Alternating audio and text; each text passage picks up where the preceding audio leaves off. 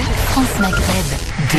Au programme pour ce grand forum en ce 17 juin, le sujet à la une des Émirats Arabes Unis ont dénoncé vendredi une dangereuse escalade après les attaques jeudi contre 2 pétroliers en mer d'Oman. Faut-il craindre un nouvel embrasement dans le Golfe? On en parle dans un instant avec vous au 01 40 33 9000 avec Gamal Abina, Dionor Excellent et Razuk Metiche. Près d'une centaine d'organisations de la société civile algérienne ont appelé samedi à une transition de 6 mois à 1 an maximum, pilotée par une ou des personnalités consensuelles pour organiser l'élection d'un successeur au président Bouteflika. Est-ce la meilleure sortie de crise? C'est la question que l'on se posera tout à l'heure, bien sûr. Sans oublier le traditionnel zapping et les infos zappées. Voilà qui nous conduira tranquillement jusqu'à 18h. C'est parti pour ce premier grand forum de la semaine sur France Maghreb 2. Le grand forum, le coup de cœur. Sur France Maghreb 2. Merci d'être avec nous, le grand forum, merci d'être avec nous en début de semaine. C'est lundi aujourd'hui, on y va tranquillos avec le retour du soleil. Eh oui, c'est la semaine de l'été, messieurs, dames. C'est le 21 juin, c'est vendredi. Allez, pour commencer la semaine, que mieux que de grands monsieur balèzes, qui ne font que de la radio d'ailleurs pour l'heure, parce que bon, ils ont des corps qui sont trop difficilement filmables, hein, sinon après on risque d'avoir un attroupement de filles dans les parages. Gamal Abina, bonjour. Bonjour. Bon, Gamal, on le voit un peu à la télé aussi. Hein. Si seulement c'était vrai. Ouais, d'accord. c'est ça. Ouais. Non, mais, il paraît que voilà, tu te défends bien, quoi. Ouais, je me débrouille. Ça. Voilà, c'est ça. Bon, Gamal Abina, président fondateur du MDC, Mouvement des droits civiques. Absolument. Bon, et monsieur Dionor Excellent aussi. Comment ça va, Dionor? Ça va, merci beaucoup Christophe pour cette invitation. Ça va. Alors quand tu as parlé tout à l'heure, tu dis que j'ai vite rentré mon ventre parce que bon, je pense que il y aura pas beaucoup. C'est quoi, c'est la quarantaine, c'est ça? Ouais, c'est la. Je sais pas si c'est une crise, mais bon, ça se voit un peu quand même. Hein, bon, donc, notre Dionor, il est candidat aux élections municipales à Villetaneuse. En effet. En charge également du collectif Villetaneuse. Autrement. Voilà, Villetaneuse autrement, comme le grand forum, l'info autrement. Comme quoi tout cela finalement c'est une belle histoire de rencontre. Allez, jusque 18h messieurs, pour entamer ce sujet quelque peu compliqué mais en même temps assez facile. C'est un problème lié à l'actualité internationale que je propose d'évoquer pour démarrer cette émission. Et cette semaine avec les Émirats Arabes Unis qui ont dénoncé vendredi une dangereuse escalade après les attaques jeudi contre 2 pétroliers en mer d'Ormuz. Faut-il craindre un nouvel embrasement dans le Golfe? C'est la question clairement que je vous pose aujourd'hui. On voit qu'en ce moment ça se fricote entre les Iraniens et les États-Unis. C'est plutôt les États-Unis d'ailleurs qui cherchent beaucoup. Est-ce qu'il faut vraiment craindre un affrontement dans les quelques mois, peut-être semaines à venir? C'est la question qu'on se pose et vous êtes 66% à le craindre, cet affrontement. Sur Facebook, France Maghreb 2 pour voter. Sur Twitter, le grand forum FM2. Monsieur Gamal Abina, je sais que tu es un spécialiste un peu en la matière. Est-ce qu'il faut craindre là cet affrontement qu'on est en train de nous vendre? Alors oui, il faut craindre le comportement des Émirats et surtout de l'Arabie, puisque c'est eux qui posent problème. Ouais. En substance, en vérité, Trump, depuis le départ, depuis qu'il est arrivé, tout le monde le prend pour un va-t-en-guerre. C'est surtout une grande gueule qui provoque des débats violents dans le but de faire avancer sa politique au Moyen-Orient et de faire en sorte de forcer un peu leur rapport à la paix. Donc on connaît son discours incendiaire, il est très provocateur, mais jusqu'à présent, même avec la Corée du Nord, on a bien vu qu'il n'a pas été dans une démarche d'affrontement direct, alors qu'il en a fait beaucoup. En revanche, concernant l'Arabie et les Émirats, évidemment, particulièrement l'ingratitude des Émirats, je rappelle tout de même que la fortune des Émirats s'est bâtie sur le commerce avec l'Iran, puisque c'est eux qui réexportaient vers l'Iran, l'Iran étant sous embargo pendant 30 ans, des produits manufacturés. Donc l'Arabie aujourd'hui tourne sa veste une fois de plus et pousse pas l'Arabie, je voulais dire, les Émirats Arabes Unis, et elle pousse l'Arabie à l'affrontement direct. C'est des alliés de toute façon. Oui, mais les Émirats, l'Arabie n'a jamais réexporté. Je parlais des Émirats Arabes Unis, ils étaient réexportateurs, c'est comme ça qu'ils ont fait leur fortune, puisqu'ils ont pratiquement plus de pétrole. Aujourd'hui, ils sont à 10% de production de richesse du pétrole. Donc, ils utilisent effectivement ce levier parce qu'ils ont aussi un contentieux lourd avec l'Iran sur l'histoire de 3 îles qu'ils réclament depuis longtemps, qu'ils disputent à l'Iran. Et puis l'Arabie, évidemment, parce que l'Arabie veut le leadership du monde arabo-musulman, sachant la détestation qu'il provoque pour les populations musulmanes dans le monde. Ils essaient de se montrer comme une sorte de fer de lance et ils vont très loin dans leur démarche. Hein. Et cet affrontement dont tu fais allusion, cher Gamal, amis auditrices auditeurs, aussi se joue au Yémen. Oui, absolument. Malheureusement, c'est le théâtre d'opération premier, puisqu'il y a les minorités Houthis qui est en affrontement direct avec l'Arabie. Rappelons tout de même que c'est l'Arabie qui a attaqué les Houthis. Je dis bien l'Arabie parce que je n'accepte pas la terminologie Arabie Saoudite. Je considère que l'Arabie est colonisée par la famille saoudienne et que l'Arabie a toujours existé avant Saoud. Donc ça existe depuis 70 ans maintenant, 80 ans, mais il faut rappeler que ce pays s'appelle l'Arabie, que les Arabes d'Arabie s'appellent les Arabes et pas les Saoudiens. Ça, je tiens à le préciser parce que je ne peux pas reconnaître un pays qui est une fabrication coloniale anglaise et qui aujourd'hui, avec le pacte Quincy des Américains, devient une tutelle américaine. Donc le problème aujourd'hui, c'est pas l'Arabie, c'est vraiment les États-Unis et le bras armé que représente l'Arabie pour les États-Unis. Dionor, on s'exporte un peu de ville tanneuse là pour le coup. Est-ce qu'il faut craindre justement un affrontement entre, c'est vrai, les Américains qui provoquent les Iraniens depuis un petit moment? Gamal a tendance à nuancer un petit peu le va-t-en-guerre de Donald Trump. Quand même, rappelons quand même que les États-Unis, depuis la création, depuis son histoire, finalement, c'est un État qui s'est toujours bâti sur un affrontement avec un autre pays. En fait, c'est surtout la guerre qui a fait les États-Unis. En fait. Oui, et puis de toute façon, ce qu'il faut voir, c'est que la zone dont il s'agit, c'est une zone pétrolière ou c'est une zone de première transit d'hydrocarbures. Donc, on est sur des intérêts économiques importante pour les États-Unis d'Amérique et pour le reste du monde. Moi, je nuancerais plus mon propos sur le fait que les Américains seraient plus des provocateurs. Il faut pas rappeler ce qui s'est passé en Irak aussi. On nous a fait croire que, parce qu'aujourd'hui, qu'est-ce qui est en train de se passer? Les États-Unis d'Amérique veulent nous faire entendre et croire que ce seraient les Iraniens qui seraient responsables des attaques de ces pétroliers. Alors qu'aujourd'hui, il n'y a aucune preuve. Ils ont démenti. Ils ont totalement démenti. Ils ont démenti et eux, ils persistent à dire ce qui n'a pas été prouvé. Donc, ils vont nous sortir une fois de plus des preuves bidons. Parce que pour l'instant, s'il n'y a pas de preuves réelles, c'est des preuves, des vidéos qu'ils ont même fabriquées. On ne sait pas comment le mec, il a dû faire ça dans sa salle de bain, je sais pas. Mais bon, aujourd'hui, on sait qu'au-delà de la provocation, les Américains ont pris un positionnement, en tout cas géopolitique, d'unilatéralisme, c'est-à-dire qu'ils sont les maîtres du monde, ils décident de ce qu'ils veulent, avec qui ils veulent, quand ils le veulent. Quand leurs intérêts sont menacés, ils savent justement faire valoir ces intérêts. Et il y a un contexte particulier, c'est les relations de l'Iran et les États-Unis d'Amérique. Aujourd'hui, un embargo qui est pétrolier, qui existe depuis un certain nombre d'années, qui appauvrit justement ce pays. On peut voir les taux de chômage, c'est quand même de 27% chez les jeunes. Et justement, finir mon propos, c'est qu'aujourd'hui, au-delà de cette démarche de soi-disant de provoquer, il y a cette escalade qu'on peut craindre de conflits, dans l'idée aussi d'en finir avec l'Iran, ce qui a toujours été le rêve des Américains. Et Donald Trump, qui va bientôt arriver pas loin des prochaines élections, même pas les élections pour se faire ne pas réélire, pour un deuxième mandat, pour se faire ne pas réélire, on le souhaite tous, en tout cas moi.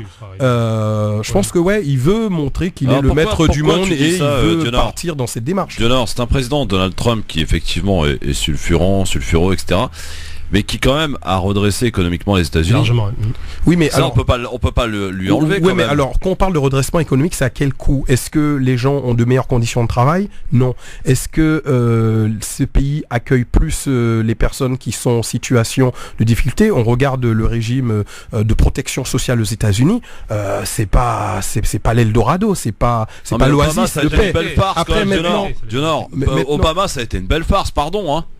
Pardon, ça a été juste le symbole, mais le reste. On peut pas dire que c'est juste un symbole. Après, on peut dire que Donald Trump, on peut dire aussi que Donald Trump, c'est un symbole. Non, il est certes qu'on regarde les chiffres du chômage, de l'emploi, c'est mieux, mais est-ce que les conditions de vie des personnes sont meilleures? Moi, je vis pas là-bas, je me suis pas plus enseigné, mais aujourd'hui, je pense que Donald Trump n'est pas un bon président pour les États-Unis d'Amérique. En tout cas, moi, je n'aurais pas voté pour lui, personnellement. Gamal, pourquoi Donald Trump est un bon président pour les États-Unis? Non, c'est pas un bon président. Non, mais vas-y, dis-le, assume-le.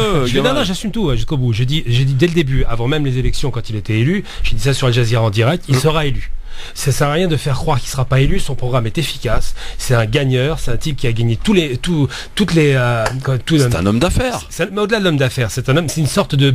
On l'a comparé à Hitler. Moi, je suis pas d'accord. Faut le comparer à. Il faut pas exagérer. Faut le comparer. Non, économiquement, on peut le comparer à quelqu'un d'intéressant. C'est à Mussolini. Il a promis des choses qu'il a tenues. Alors, tu dis à l'instant que les États-Unis, le système social n'est pas bon. Il n'a jamais été bon. Je veux dire, même à l'époque du New Deal, c'était catastrophique. C'est un pays qui se fiche complètement des pauvres. Après, est-ce que le fait de tenir des promesses, de faire des promesses qu'on a tenues, est-ce que ça fait de quelqu'un un bon président ? Non, je dis pas que c'est bien. Je dis que l'Américain moyen, il voit un homme qui protège l'emploi.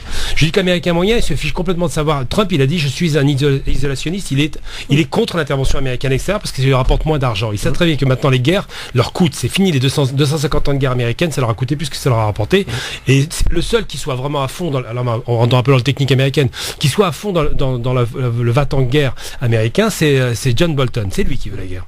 C'est lui qui pousse un petit peu. C'est même pas le neveu de Trump qui est un guignol, c'est vraiment John Bolton. Ouais. Et le problème aujourd'hui, c'est que il y a une analyse. Tous les grands analystes sérieux savent très bien que l'Iran est une terre imprenable.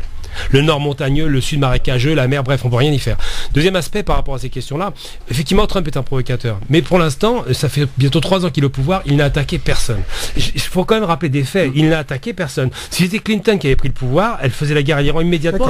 Carrément. Alors, il n'a attaqué personne, mais il crée des conditions de tension. Des tensions, on a vu en Moyen-Orient, oui, quand il va décider que l'ambassade c'est des tensions de négociation. Il fait des coups de pression pour obtenir quelque chose. Ça crée des guerres, ça crée... Non, ça crée pas de guerre, c'est pas vrai. Ça crée des situations de conflit. La preuve, il vient de quitter la Syrie en retirant ses soldats, les Français étaient en panique d'ailleurs. En réalité, Trump est un type qui ne veut pas que les États-Unis soient à l'extérieur, ça coûte trop cher. C'est un pur homme d'affaires. C'est un type qui dit, qu'est-ce que ça me rapporte de taper ? Ça me rapporte rien, je reviens. Et aujourd'hui, ce qui se passe, tu disais à l'instant, personne n'aime Trump. Ici. Mais aux États-Unis, tout le monde aime Trump. C'est impressionnant la popularité qu'il a. En tout cas, on peut pas dire personne ici, ni là-bas tout le monde. Aujourd'hui, je parle de la majorité. Après, c'est le mode de scrutin des Américains. Mais bien sûr, on sait que si on compte en nombre de voix, il n'a pas gagné cette élection. Après, ils ont un mode de scrutin qui favorise les grands États. Non, c'est faux. Dans toutes les élections au monde, les hommes en démocratie, les hommes qui gagnent avec une minorité infime. En France, c'est 20%. Faut être très clair. Faut arrêter de raconter l'histoire. Trump, il a gagné à la loyale. On a tous rêvé parce que, enfin, moi, j'ai pas rêvé parce que je peux pas forcément le cas de George Bush par exemple. Non, Bush a triché. Ouais. Oui. Bush a eu besoin de tricher. Ouais. C'était le même mode de scrutin. C'est pour ça qu'il ne faut pas dire le mode de scrutin. Ce que je dis que le mode de scrutin lui a été favorable. Comme tout le monde. Non, parce que tout à l'heure tu disais que tout le monde aux États-Unis aime Trump, c'est faux parce qu'il y a quand même plusieurs millions de personnes qui n'ont pas voté pour lui. Il faut regarder les sondages. Oui. Après les sondages, ils sont incroyables. C'est porté. Est-ce que tout le monde aime Macron en France ? Tout le monde ne peut pas dire. On peut pas dire que tout le monde aime Trump. Non, c'est la majorité. J'ai pas tout le monde. Personne ne fait l'unanimité. Ça s'appelle pas Hitler. Mais le fait est que Trump aujourd'hui est un homme populaire aux États-Unis parce que c'est un beauf et que c'est un pays, je vais être très clair, c'est un pays de beauf. Ensuite, tu disais un instant par rapport à l'Iran, pour faire très clair. Ouais. Trump se désengage littéralement du Moyen-Orient. Il a dit je vends 400 milliards d'armes à l'Arabie, il se démerde. Il commence à discuter avec Israël pour dire n'attaquez pas, protégez-vous. C'est ça la politique de Trump, c'est un isolationniste pur et dur. Il revient à l'Amérique des années 20-30 qui était contre l'intervention à l'étranger. Et ce qui se passe aujourd'hui, c'est qu'en plus, il a quand même des militaires, des hommes très formés, qui disent si on attaque l'Iran, c'est la catastrophe. C'est le détroit d'Ormuz qui est là. L'Iran est en mesure, non seulement c'est un pays industrialisé, mais en mesure de faire couler des navires sur le détroit pour bloquer tout le flux pétrolier qui représente à peu près 20-30% du flux mondial. Il peut faire sauter les centrales. Je rappelle quand même que le pétrole saoudien se trouve du côté de l'Est, donc à proximité des missiles Shahab 1, 2 et 3 des Iraniens. Donc ils peuvent parfaitement détruire et ils peuvent même attaquer Israël. Ils l'ont dit. Ils vont frapper immédiatement Dimona, la centrale nucléaire israélienne. Donc les cartes sont claires. Le rapport de force entre Trump et l'Iran est un rapport de défiance, mais en aucun cas il ira à la guerre lui. Non, voilà. Et c'est ça qui est intéressant. Dionor, auditrice, auditeur, c'est que Trump a cette facilité aux facultés, on va dire, de créer une guerre, mais pas par lui. C'est-à-dire que lui il veut faire le sale boulot. Il aimerait bien d'ailleurs que ce soit Israël ou l'Arabie qui le fasse à sa place. C'est une façon de mettre, comme tu disais tout à l'heure, le poudre sur le feu. Il déstabilise toute une région en sachant que lui, mais il y va pas. Il y va pas, mais il contribue à cela. Et c'est en ça que je dis que pour moi, Trump, en tout cas pour sa politique internationale et sa façon de gérer ses rapports avec, que ça soit ses alliés, c'est pas un très bon rapport dans la mesure où ça crée des situations de conflit. Bien sûr, l'American First, c'est on s'occupe pas de ce qui se passe à l'extérieur, on gère ce qui se passe chez nous, mais on met le désordre à l'extérieur et on reste fort. On parlait tout à l'heure d'Obama. Je trouve que moi, personnellement, aujourd'hui, si Donald Trump est aussi populaire aux États-Unis, c'est parce que c'est la même situation qu'en France. Il y a un réel problème de leadership d'autres forces politiques. Et le bipartisme des États-Unis handicape justement cette nation à avoir soit un républicain ou soit un démocrate. Et comme aujourd'hui, il n'y a pas de démocrate assez fort qui sera en capacité peut-être de gagner cette élection, Trump, il reste fort par défaut. Non, je suis pas d'accord avec ça. Obama qui a obtenu un prix... Non, il y a une réalité. Obama était en échec total. Il faut jamais l'oublier. À part Healthcare qu'il a réussi. Bon, maintenant ils ont mis ça en question. La réalité d'Obama, c'est que d'abord il est parti en guerre. C'est un des présidents qui a tué le plus de personnes à l'étranger. Ça, il faut le rappeler. C'est important. Il a quand même détruit la Libye, la Syrie, l'Irak, ça va. l'Afghanistan. C'est Obama. Il n'était pas obligé de. Il n'était pas obligé. Non, mais il a été sévère. Les drones assassins, les drones. Il bombarde au Pakistan. Trump, il a levé le pied là-dessus. J'aime pas Trump. Faut être très clair. J'aime pas les beaufs. J'aime pas ce crétin. Mais il n'en demeure pas moins. Je suis désolé pour le qualificatif. Je pense qu'il m'entendra pas.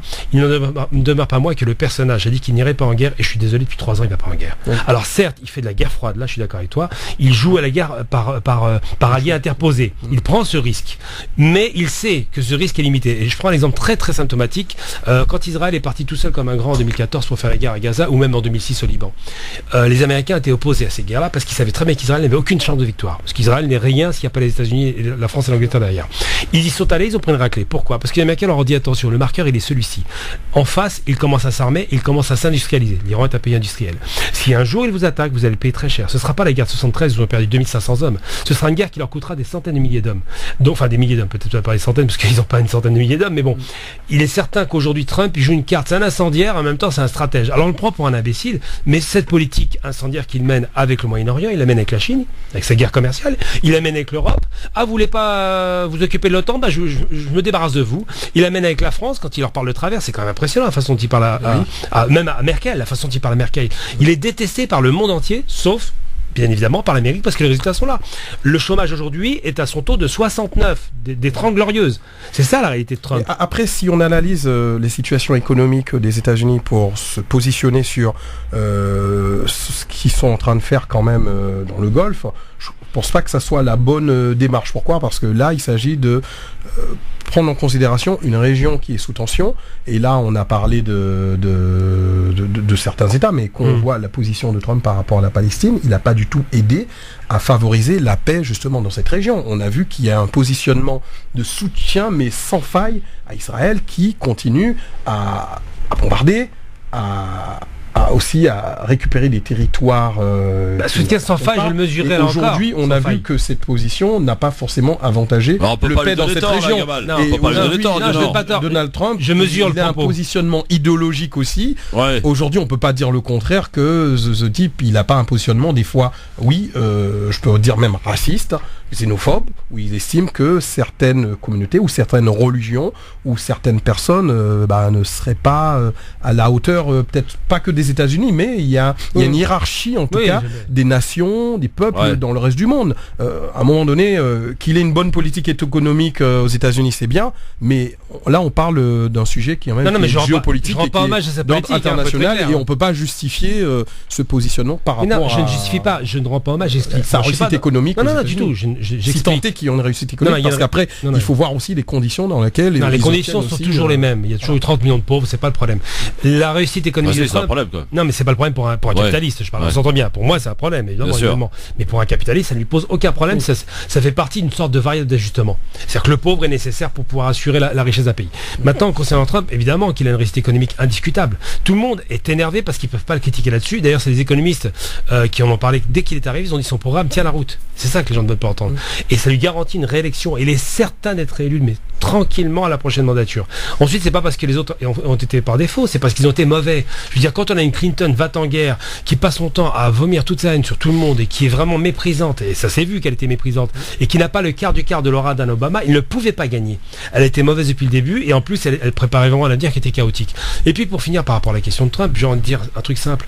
Moi, Trump, je vois une sorte de New Deal américain qui a parfaitement compris que le New Deal n'a marché qu'une fois que les États-Unis s'isolaient et laissaient le reste du monde en guerre pour pouvoir vendre leurs armes. C'est ce qu'il fait. Bon, en tout cas, finalement, le sujet finalement, c'est devenu Donald Trump plus que... Oui, Dionor, est-ce qu'il faut craindre cet affrontement dans le Golfe? Alors oui, peut-être pas avec les Américains en front comme on vient de bien le comprendre, mais il faut craindre, cette escalade. Qui pourrait faire le sale boulot? Qui pourrait faire le sale boulot? Qui pourrait provoquer plutôt? Voilà. Provoquer, non, ça on sait qui va provoquer. Mais qui pourrait faire le sale boulot à la place de celui qui aimerait? Le problème c'est que l'Arabie n'a pas les moyens. Alors faut savoir qu'est-ce que c'est comme État l'Arabie Saoudite. saoudite pour le coup, c'est les Saouds. C'est un État qui a été incapable de former un universitaire de haut niveau, incapable de former des pilotes de chasse. Aujourd'hui, leurs pilotes de chasse sont essentiellement, au départ au Maroc, maintenant c'est fini, ils sont partis, mais surtout ce sont des Pakistanais, des gens qu'on paye des mercenaires, littéralement. Donc ces mercenaires, ils iront facilement bombarder des Yéménites parce qu'il n'y a pas d'avion en face, pas de DCA, il n'y a aucun moyen d'être abattu. Par contre, si l'Iran entre dans la danse, c'est autre chose. Là, ils sont assurés d'être abattus. Donc l'Arabie aura du mal à recruter des mercenaires pour faire une sale guerre qu'elle ne peut pas tenir. Et ensuite, surtout parce que l'Arabie a quand même à peu près, je crois, 30% de chiites sur son territoire, qu'elle a écrasé les chiites de Bahreïn, il ne faut pas l'oublier, c'est la première intervention, c'est quand même Bahreïn, où ils ont massacré les chiites de cet émirat, qu'elle attaque les chiites ou les néo-chiites du Yémen. Et la vraie raison qui se pose en réalité, c'est pas tellement le rapport Iran-Arabie existe, mais il y a un autre rapport qui est beaucoup plus ancien que les gens ne connaissent pas, c'est que le Yémen a toujours été une pomme de discorde entre l'Arabie, qui est une monarchie dictatoriale, et le Yémen qui a tout de suite été une république panarabiste, proche de Nasser à l'époque. Ça a toujours été la faiblesse de la péninsule arabique, c'est ce sud extrême qui a été divisé pendant pratiquement 40 ans, qui s'est réunifié en 90 à la faveur de la destruction de l'Irak, et qui aujourd'hui à nouveau devient un risque pour l'Arabie, non pas en termes de contagion idéologique des chiites, mais de contagion idéologique démocratique. C'est ça qui pose problème. Donc c'est Israël pour aller faire le sale boulot? Non, pas Israël, jamais. Non, jamais d'avis. Non, ils ont peur. Ils sont trop loin. Bon, alors il faut minimiser, donc on n'a pas, pour l'instant, pour l'heure en tout cas, de raison de s'inquiéter finalement. Je pense que le frontal, il y aura une petite mèche qui va être allumée, mais ça va être vite éteint parce que les États-Unis, les personne n'a intérêt finalement. Mais personne n'a intérêt parce qu'il y a. Ils savent ce que ça leur coûterait. Ça coûterait trop par rapport au pétrole quand même qui coule à flot, comme on l'a dit tout à l'heure. C'est une zone, c'est une zone stratégique. Et aujourd'hui, personne n'a intérêt. Je pense que ça pourrait s'accalmer. Mais les États-Unis d'Amérique, on parle souvent des États-Unis d'Amérique, mais on peut voir aussi. Là, on entend très peu aussi l'Europe. Il n'y a pas d'Europe. L'Europe, elle pèse. Alors que on est quand même dépendant des hydrocarbures, donc on pourrait aussi avoir... Ce qui fait peur à l'Europe, c'est de dépendre de la Russie. Voilà. Ouais. Alors, on va voir si justement cette discussion très intéressante entre Dionor excellent et Gamal Abina, discussion excellente si je puis me permettre. C'est moi qu'on puisse dire. C'est moi qu'on puisse dire. Hein. On réussit à peut-être inverser le sondage, la question que l'on vous pose. Vous répondez sur Facebook France Maghreb 2, sur Twitter, le grand forum FM2. Monji est avec nous depuis Marseille. Salut Monji. Salut Christophe, salut Gamal, salut notre invité, je n'ai pas entendu son nom. Il s'appelle Dionor, quel beau prénom mon ami, Dionor. Dionor, ok. Ouais. En fait, vous avez donné tous les données, sauf la finalité de l'histoire. Sachant que les États-Unis d'Amérique, ils sont actuellement même en excédent en pétrole mais de schiste. Absolument. Le problème c'est que ça coûte trop cher. Ça coûte trop cher et du coup... Pardon. Allez-y. Je m'ai entendu. Vas-y, Monji. Vas-y. Voilà. Et bien, en fait, le fait de mettre une rétention, ça arrange tout à fait. On peut rester comme ça sans aller à la guerre. C'est juste ça arrange Trump qui peut remonter son pétrole qui devient rentable. C'est tout simplement ce qui est en train de se passer. On maintient de partout, en fait, il fait toujours la même chose de partout, c'est-à-dire il crée à un moment il crée la tension, sachant le poids des États-Unis d'Amérique sur le plan économique, avec le dollar, sur le plan militaire, les autres ils vont céder. C'est un peu le chaos créateur, mais d'une autre façon. C'est-à-dire on va pas au clash. D'ailleurs, lorsque on a vu avec la Corée du Nord, lorsque John il a haussé le ton, Trump il a baissé le ton, et tout simplement parce qu'il veut pas y aller au clash, il veut créer les tensions. C'est ça, c'est ce qu'on a dit en fait. Hein. Monji, c'est ce qu'on dit depuis tout à l'heure. Hein. Non, parce que quoi, non, la donnée de gaz de schiste, des pétroles de schiste, il a raison, c'est vrai que... mais dans la balance, parce que là on dit oui, le monde ne peut pas se permettre, et il a un conflit par rapport au pétrole, tout ça. Ouais. Et Trump, il veut monter le cours du pétrole pour pouvoir vendre le gaz de schiste et les pétroles américains à bon marché, si vous voulez. Ouais. C'est ça en fait le problème. Et il veut pomper l'Arabie aussi. Non, pas seulement, non. Par rapport à l'Iran. Un peu quand même. Pardon. Oui, il veut aussi pomper l'Arabie Saoudite, leur soutirer un maximum de fric. Non, mais l'Arabie donne déjà beaucoup d'argent, puisque l'Aramco, tout le monde oublie que l'Aramco, c'est une société américaine, c'est pas une société Arabie. Aramco, c'est Arabian American Petrol. Donc, mais une chose intéressante, Monji a raison sur un point, effectivement, on l'a pas mis en avant, c'est que les États-Unis sont le premier producteur de pétrole de schiste et de gaz de schiste, et que l'extraction coûte entre 70 et 80 $. Aujourd'hui, ils sont déficitaires à telle enseigne qu'il y a des dizaines de sociétés d'exploitation de pétrole de schiste qui ont coulé. Et c'est vrai que mettre une tension dans la région fait monter immédiatement le cours du pétrole et peut rentabiliser ces prix qui pour l'instant ces prix qui ne rapportent rien. Bon, merci Monji en tout cas pour ton appel, ton analyse et puis voilà sur cette finalité qui était absente des débats selon toi mon cher ami Monji depuis Marseille. En tout cas cet épisode dans Détroit d'Ormuz vendredi, cette attaque contre 2 bateaux menée selon les États-Unis, rappelons-le, par Téhéran. L'Iran a donc annoncé ce matin qu'il n'entend plus respecter ses engagements pris dans le cadre de l'accord sur le nucléaire en 2015. Dans 10 jours, les réserves d'uranium enrichi du pays, les réserves donc dépasseront les limites qui ont été fixées par le texte. C'est le porte-parole donc qui a annoncé cela ce matin, que l'Iran donc avait multiplié par 4 son enrichissement d'uranium. Il a ajouté que le stock d'uranium enrichi à 3,67% dépassera les 300 kg d'ici 10 jours, limite fixée par l'accord nucléaire, rappelons-le, avec les grandes puissances. Ça aussi, ça peut avoir un impact. Oui, mais c'est les États-Unis qui sont eux-mêmes sortis de l'accord nucléaire. Il ne faut pas le rappeler. Donc c'est encore cher Donald Trump. Oui, c'était super de sortir de cet accord. Alors après, on peut dire oui, Obama a tout raté, mais c'était quand même important cet accord. C'était quand même quelque chose qui montrait que les Iraniens étaient prêts aussi à aller à collaborer, si on peut dire ça comme ça, mais en tout cas à faire monde.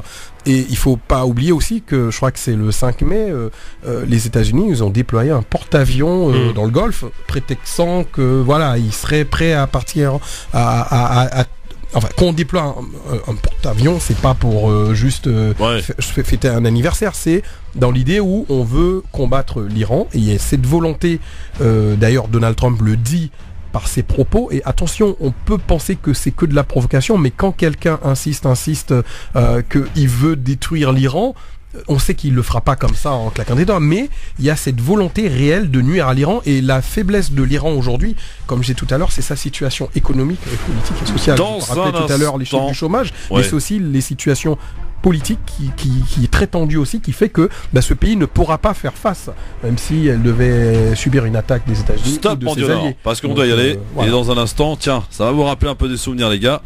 Vous avez passé votre bac tous les deux? Ouais. Vous vous rappelez de l'épreuve de philo? Ouais. Oui. Bon, je vous donne les sujets dans un instant, on va les traiter ensemble. Le zapping, les infos zappées, et on fera un petit tour par l'Algérie avec une proposition qui a émergé ce week-end. On va en parler ensemble avec vous. 01 40 33 9000, c'est le grand forum, sans oublier le quiz tout à l'heure en fin d'émission. Dionor, Gamal, qui aura le trophée de la Ligue des Champions ou de la Coupe d'Afrique des Nations qui commence vendredi? Réponse en fin d'émission. France Maghreb 2, France Maghreb 2. Le grand forum sur France Maghreb 2 avec Gamal Abina, avec Dionor Excellent aujourd'hui, avec nous jusqu'à 18h. Je tenais à quand même pas oublier et à te signaler, parce que c'est une nouvelle importante qui est arrivée hier.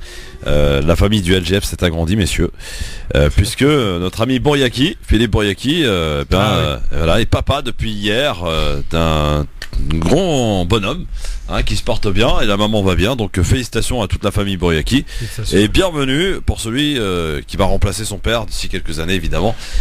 Donc voilà, la famille du LGF qui s'agrandit, et ça nous fait plaisir. C'est clair. Vous avez vu, il est beau gosse, hein, Dionor, tu l'as vu? Je l'ai vu, et surtout franchement merci à Philippe, il nous a partagé tous les moments, le biberon, super, et d'ailleurs c'est un bon papa quand même, il donne super bien le biberon, il fait genre, il est resté concentré. À un moment je me suis dit, est-ce qu'il va regarder la caméra? Non, il est resté concentré sur le biberon et le bébé, magnifique bébé. Félicitations aux parents et la maman et les frères et sœurs. Absolument. Voilà. Donc demain il sera avec nous, Bouriaki, bien entendu, sur France Maghreb 2. Alors la question du jour, avant de conclure, puisqu'on a Nordine qui va apporter son point de vue dans un instant, c'est les Émirats Arabes Unis qui ont dénoncé vendredi une dangereuse escalade après les attaques contre 2 pétroliers en mer d'Ormuz. Faut-il craindre un nouvel embrasement dans le Golfe? C'est la question que l'on vous pose et à laquelle vous répondez sur Facebook, France Maghreb 2, sur Twitter, le grand forum FM2, en nous appelant, comme ce qu'a fait d'ailleurs Nordine de Paris, pour nous donner son avis. Bonjour Nordine. Bonjour tout le monde. Bonjour Nordine. Alors, vous nous écoutiez échanger tout à l'heure, vous avez peut-être des choses à apporter. Je vous écoute. Je respecte tous les points de vue de tout le monde, parmi vous et tous les auditeurs. Mais je peux vous dire exactement le Proche-Orient. Le vrai problème du Proche-Orient, c'est surtout le pays de Golfe. Ni l'Arabie Saoudite, ni l'État arabes unis, ni le Bahreïn, ni l'Iran. Celui qui manipule derrière, je peux vous dire, c'est le système sioniste qui est installé en Amérique, premièrement. Le lobby et les PEC. Ça. Israël, l'objectif d'Israël, c'est quoi? Détruire les centrales nucléaires iraniennes. C'était ça l'objectif.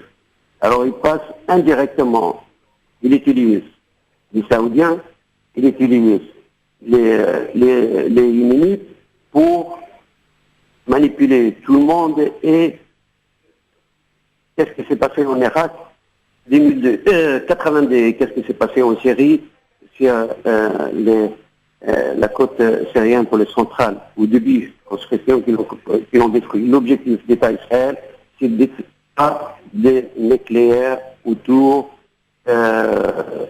d'Israël, c'est-à-dire autour de cet État qui est installé sur les territoires palestiniens depuis 1948. Et les peuples palestiniens, c'est un peuple qui a tout à fait le droit d'exister. Ils ont confisqué l'État palestinien et les frontières de 1967, je peux vous dire, il n'existe nulle part. Aucun pays, aucun État, aux États-Unis, aucun pays qui connaisse cette frontière de 1967.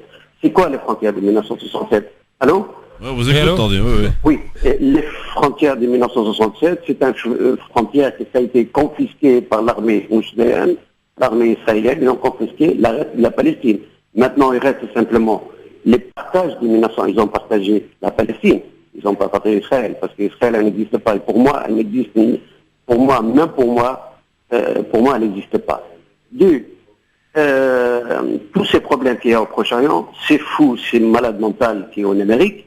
Qu'est-ce qu'il veut? Il veut simplement rafler tous les dollars saoudiens, qataris et émiratis, tout ça, tous ces dollars.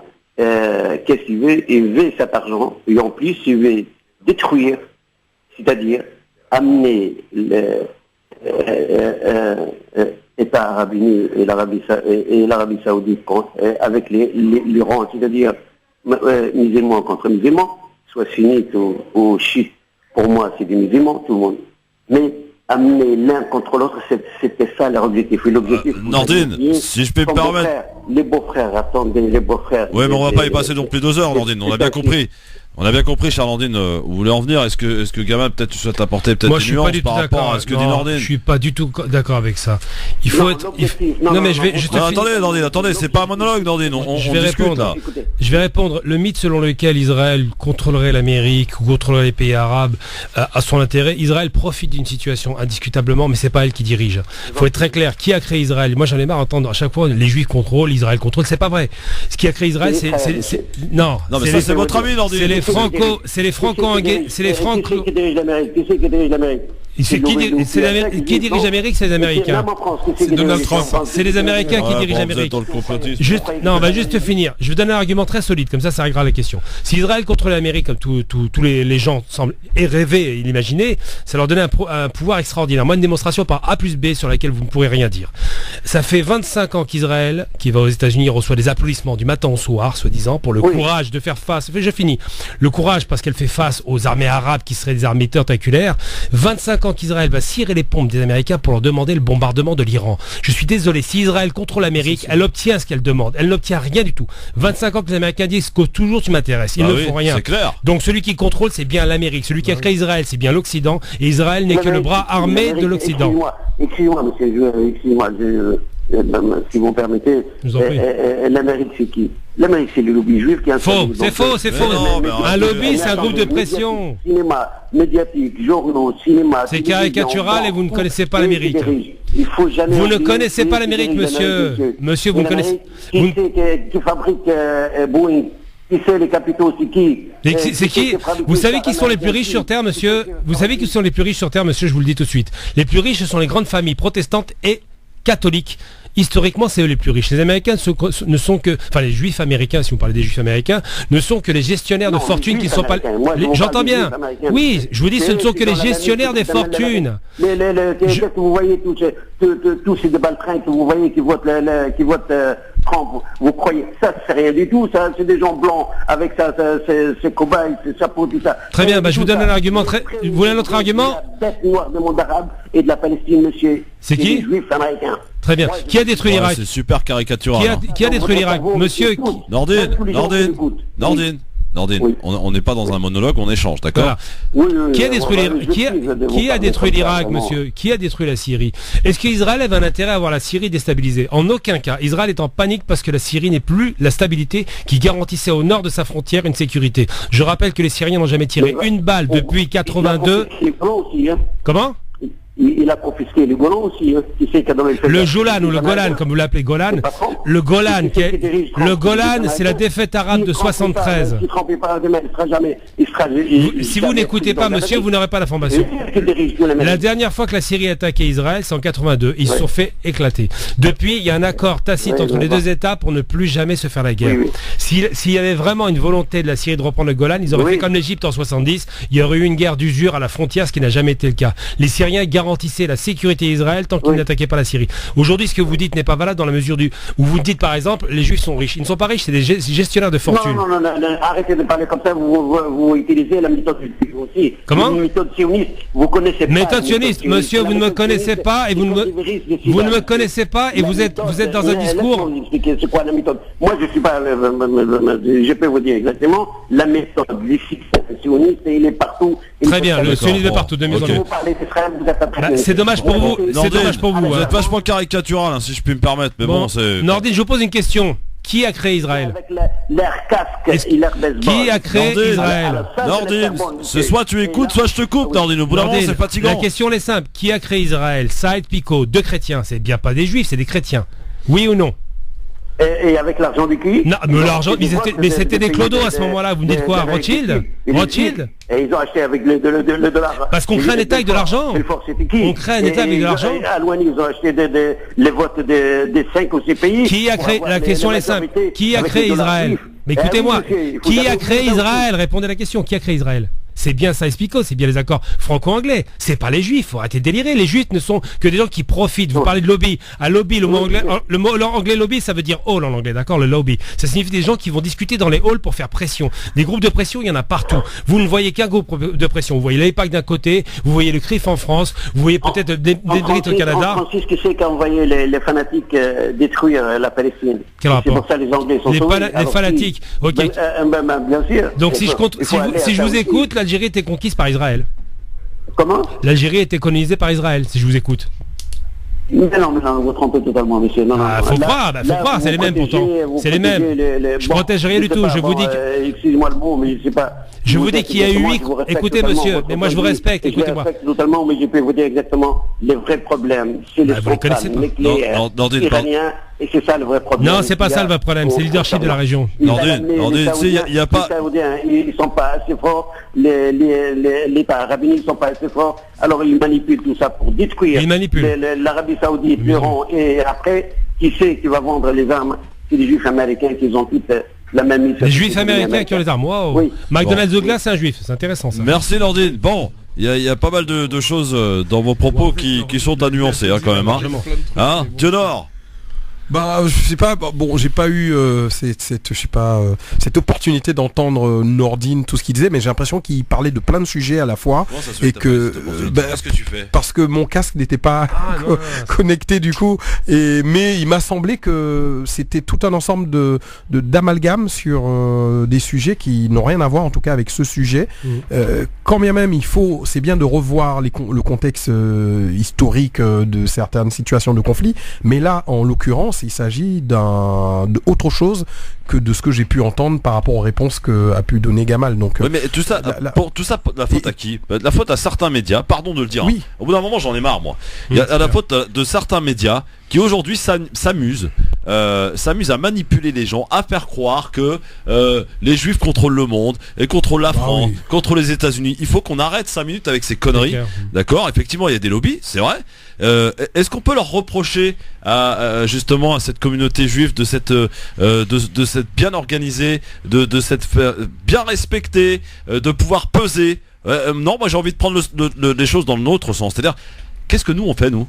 Qu'est-ce qu'on a apporté, nous? La vraie question, c'est bien que tu la soulignes, Christophe. D'abord, le délire complotiste de croire qu'un peuple, ça va, quoi. Oui, mais un peuple contrôle le monde, c'est débile. Où ça nous mène, ça? C'est débile. Et c'est débile, ça n'a pas de sens. Il y a personne qui contrôle le monde. Si c'était vrai, franchement, ce serait des dieux. C'est l'argent qui contrôle le monde. Et l'argent n'a pas d'odeur. D'accord. La reine d'Angleterre est une des plus. Et les États-Unis d'Amérique, c'est Donald Trump, le président, avec des personnes qui ont. La question, c'est quoi? C'est pourquoi nous sommes défiants. Capitaliste. Je suis d'accord. Pourquoi nous sommes faibles? Parce que les Juifs, ils ont mangé sévèrement. Ça fait un peu plus de 1000 ans maintenant qu'ils s'en prennent plein la tronche là où ils vont en Europe.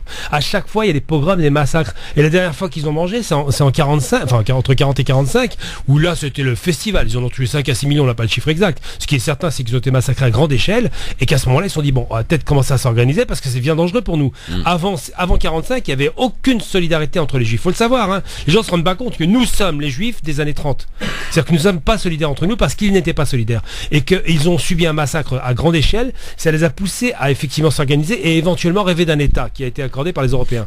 Mais il faut bien se comprendre un truc, les Juifs en Palestine aujourd'hui, c'est quoi? C'est les mêmes Juifs qu'on a chassés d'Europe, c'est les Juifs dont on voulait se débarrasser. Je veux dire, rappelons-nous quand même que lors de Balfour, très célèbre pour avoir été un des principaux de la promotion 1917. Absolument, la promotion d'Israël, est un énorme antisémite. Et on en connaît beaucoup d'antisémites qui adorent Israël pour se débarrasser de leurs Juifs.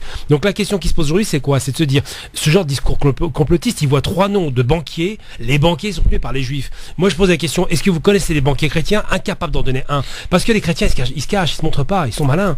Quand je parle des chrétiens au sens large, je parle des protestants, des catholiques, des orthodoxes, ils sont aussi très riches, mais on le sait pas. Et la question qui se pose aujourd'hui, c'est quoi? C'est se dire, c'est vrai que la responsabilité des médias est énorme, parce qu'on met toujours la focale sur 2-3 animateurs juifs, 2-3 sites de télévision, et on a l'impression qu'ils tiennent le pavé. Mais c'est pas vrai, ils tiennent rien, ils sont payés.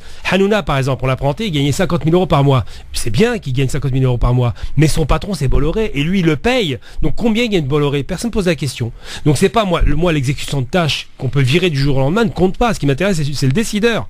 Et c'est toujours le problématique aujourd'hui, c'est qu'on ne voit pas le décideur. Et puis au-delà du décideur, c'est que on sait très bien que les questions d'intérêt financier, c'est pas une question de juifs, de chrétiens, de païens, c'est une histoire de business. Les gens qui ont de l'argent sont avec les gens qui ont de l'argent. Et d'ailleurs, on le voit sur les questions aussi de le racisme, ou là où les gens seraient concentrés, la misère. Mais la misère, les pauvres sont avec les pauvres, les riches avec les riches. Absolument. Et le mec qui a du fric, il s'en fout de qui habite à côté de lui. Tant que son voisin, il est blindé comme lui, ces gamins viendront peut-être taquer à sa porte pour demander peut-être un sou ou 2 sous, mais c'est une question aussi d'organisation sociale, et il faut pas non plus tomber dans l'amalgame systématique et en stigmatisant une ou 2 personnes qui seraient dépositaires d'un complot, d'une organisation contre. Bon, ça c'est facile, c'est parce que les gens ne. Ça, je suis entièrement d'accord avec toi. Voilà. Et ça l'est encore d'ailleurs. Tout à fait. Malheureusement, ça fait vendre, ça fait vivre certaines personnes. Voilà. J'aime bien le rapport à l'histoire. Ces fantasmes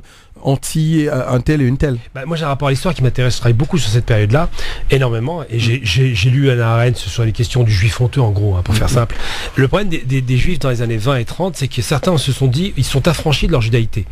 L'irréductibilité de la judaïté qu'Hannah Arendt annonce, eux ils ont dit, on sera pas juif, on sera bourgeois. Ce juif bourgeois était devenu un juif honteux, qui avait pris tous les codes allemands, et un jour, et sont arrivées des lois racistes de 35, les lois Nuremberg, qui ont dit non, toi t'as beau être riche comme nous, tu restes un juif, tu dégages. Et ils ont été mis en marge de la société, immédiatement après avoir été identifiés comme étant un corps étranger.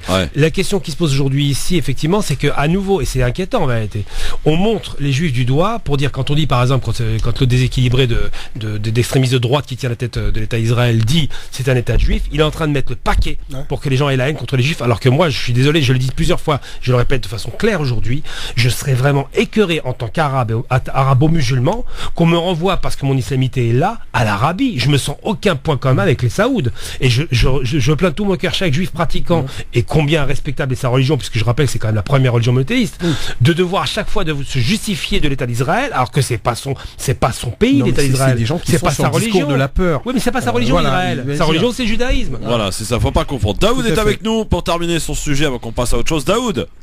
Oui, bonsoir à tous. Bonjour Daoud. Ça marche ton casque là, mon Dieu Nord. Bonsoir, je voulais intervenir sur le sujet là, sur les juifs, tout ça, les Israéliens, tout ça. Je pense que Gamal fait une erreur historique quand il dit que les juifs, il dit que c'était seulement des personnes qui géraient l'argent des fortunés. Je pense qu'il a oublié un homme important qui était Theodor Herzl. Non, j'ai pas oublié. Voilà, Theodor Herzl, en 1909, va voir le roi, on va dire le paradis ottoman, Abdul Hamid, et lui propose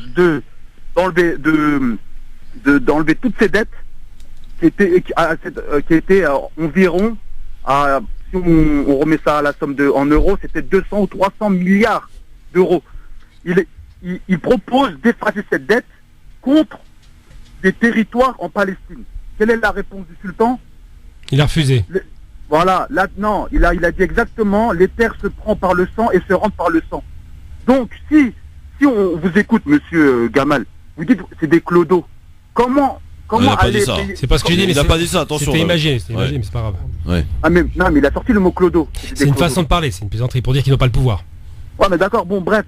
Après, sur ce sujet-là, moi je pense que Nordine, c'est mal exprimé, mais on peut pas nier le lobby israélien. Non, on nie pas le lobby, on nie le pouvoir, c'est pas pareil. Mais on le nie pas, il y a plein de lobbies. Il n'y a pas qu'un lobby. Non, mais il n'y a pas qu'un lobby en France.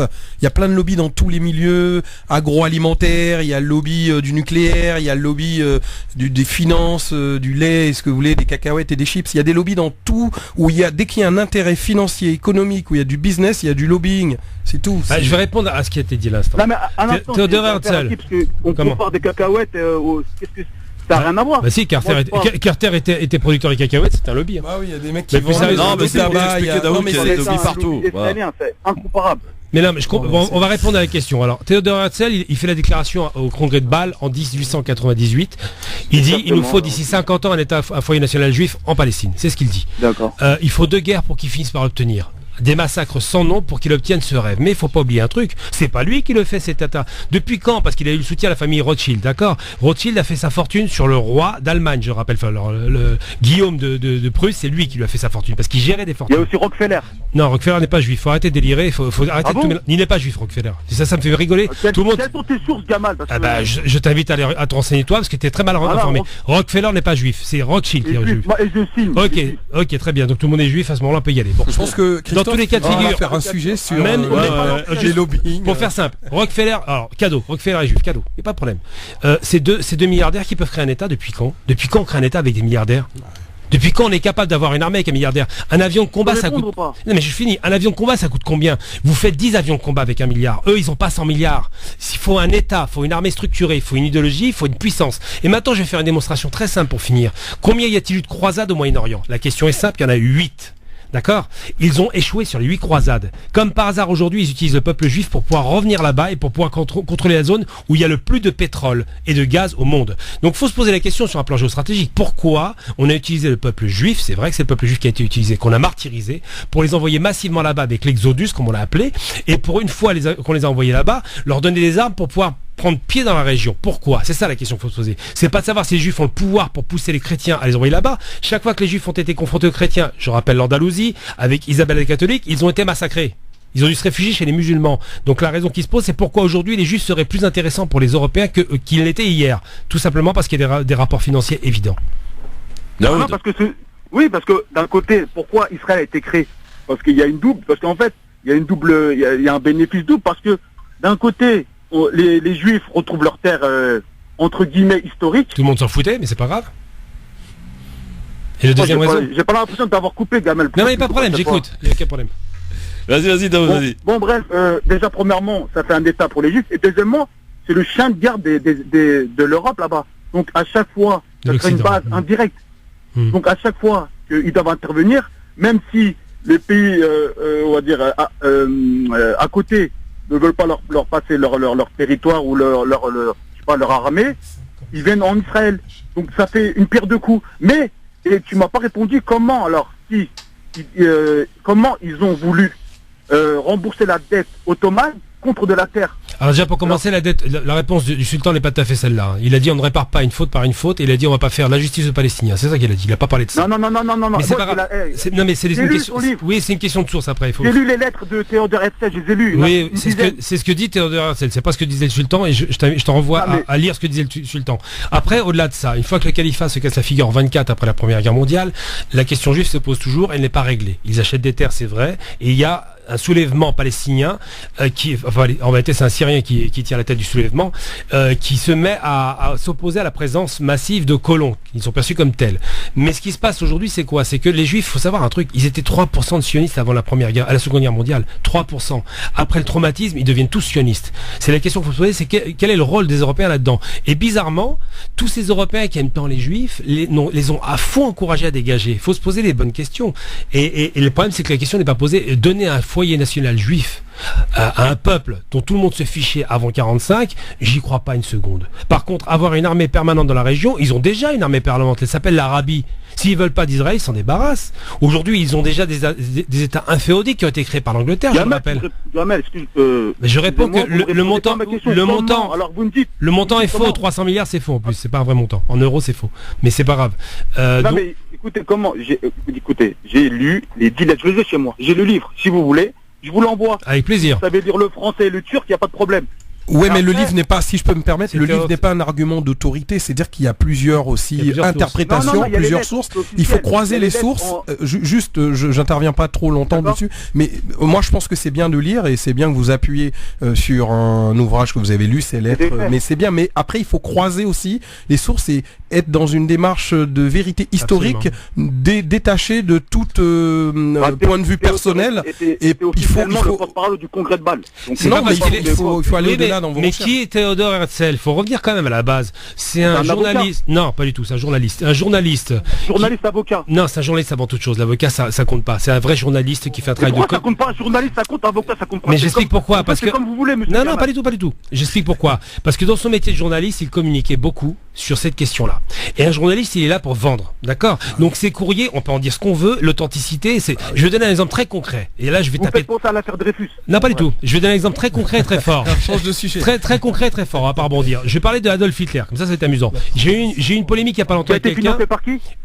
Ça c'est pas important, on en parlera plus. Là, on va attendez, on se câble les gars. Là, vous avez trop d'apartés là. Ouais, on va rester sur ce sujet-là, après on verra. Le financement américain n'est pas problème, c'est trop long. Maintenant, pour faire simple, Adolf Hitler, on prête à Adolf Hitler des propos d'amour de l'islam dans un bouquin qui a été publié par un antisémite, un néo-nazi suisse en 52, qui prenait. Erroné, je sais. Non, c'est pas que c'est erroné, c'est que Martin Bormann, qui était son nouveau secrétaire personnel, a pris des écrits de table supposés, qu'il appelait les propos de table d'Adolf Hitler, dans lesquels il aurait dit qu'il adore l'islam. Bon, alors faut être très clair. Hitler détestait le judaïsme. Contredit par ça peut être un peu roman, oui, bien sûr, mais c'est quand même les écrits de table de Bormann. Gamal, parce qu'on est en retard. Vas-y. Justement, les écrits de table de Bormann étaient largement discutables. Il n'y a pas eu de preuve, si ce n'est que. Bah oui, bien sûr que c'est discutable. Bon, Gamal, on boira un petit café avec une petite chicha avec Gamal, d'accord? Avec plaisir. Ça te va ou quoi, Daoud? Ça marche, y a pas de souci. Un café turc si tu veux, y a pas de problème. Avec plaisir. Comme vous voulez. J'adore, sans problème. Un café yéménite, c'est le meilleur du monde. Alors là, tu mets tout le monde d'accord. Salut mon Gamal. Gamal, il est là. Daoud, pardon. Allez, bon courage. Salut Daoud. Bon, c'est bien. Il y a des discussions tranchées, tranchantes. Il y a des sujets quand même à traiter, quoi. C'est super. C'est super. Oui. On y va, on enchaîne. Alors, à tout de suite, pub, à tout de suite. France Maghreb 2, France Maghreb 2. Le grand forum, on est là, messieurs dames, avec Gamal Abina, le Stéphane Bern de France Maghreb 2. Stéphane Bern. Je sais pas si je veux bien le prendre. Bon, si, il a des connaissances. Non, il est très fort, mais. Ce qui est royauté, le roi, la reine. C'est la virilité qui est pas là. Royaliste. Arrête, pas sur ce terrain-là. Non, Charlie. Moi, je l'aime bien. Oui, moi aussi, je l'aime bien. Bon, tiens, si on parlait un peu du bac, tiens, les gars. Tiens, vous ferez peut-être moins les malins. Le bac ou le bac? Le bac, tout le monde là, paraît-il, ou encore faut-il le passer. Le grand jour est arrivé en France. Début des épreuves ce matin avec la traditionnelle philosophie. La morale est-elle la meilleure des politiques? Est-il possible d'échapper au temps? Ce sont quelques-uns des sujets sur lesquels ont planché les quelques 550 000 candidats de la filière générale ce matin. Est-ce que ça vous donne envie, les gars? Le temps, ça m'intéresse. La charge du temps perdu, mais c'est dur. Dur.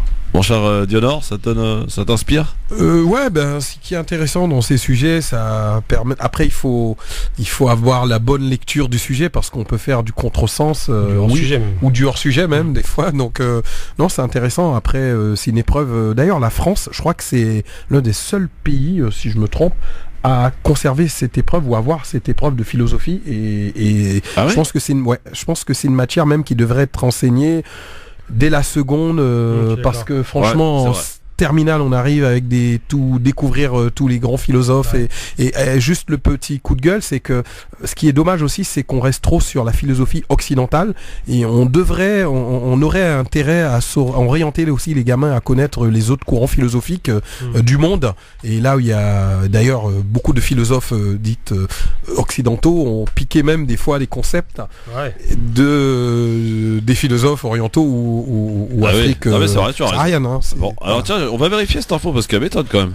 Je crois qu'il y a très peu de pays d'Europe à vérifier qui ont les preuves. Il me semble que l'Allemagne ne peut pas échapper à ça. Mais la France est quand même un très bon élève là-dessus à avoir en tout cas cette épreuve au baccalauréat. Bon, les infos zappées les gars, ça vous dit tiens, encore du bazar au sein du CFCM. Qu'est-ce qui se passe au CFCM? À 78 ans, le recteur de la Grande Mosquée de Paris, Boubacar, rempile à la présidence du Conseil du Français à compter du 1er juillet. Parce qu'en fait, tout simplement, le temps pour l'institution d'organiser de nouvelles élections, reportées comme l'avaient annoncé d'ailleurs plusieurs médias.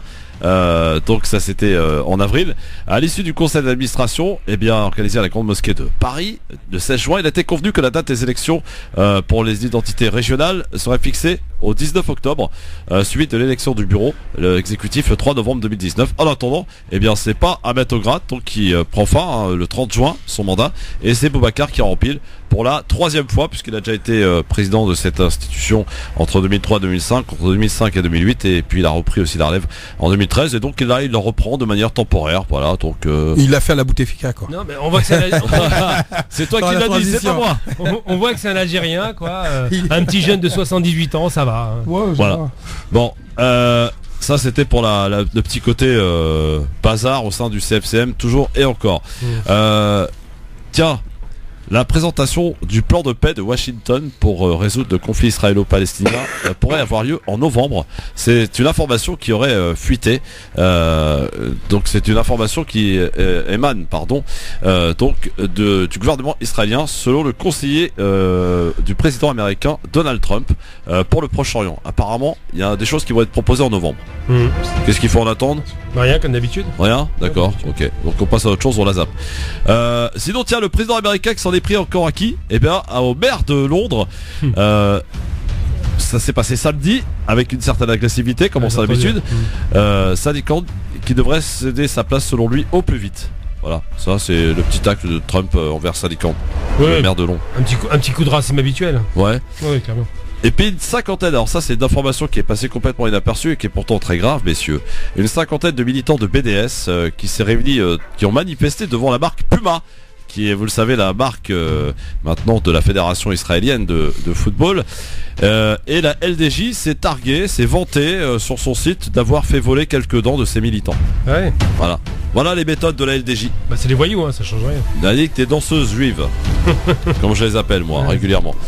Voilà un petit peu dans les infos zappées qu'il ne fallait surtout pas zapper. En l'occurrence, vous saurez maintenant un petit peu de quoi il en revient concernant ces sujets. Tiens, on va passer maintenant, si vous voulez bien, avant de parler et de filer en Algérie, où il se passe des choses aussi, tout de suite avec le zapping.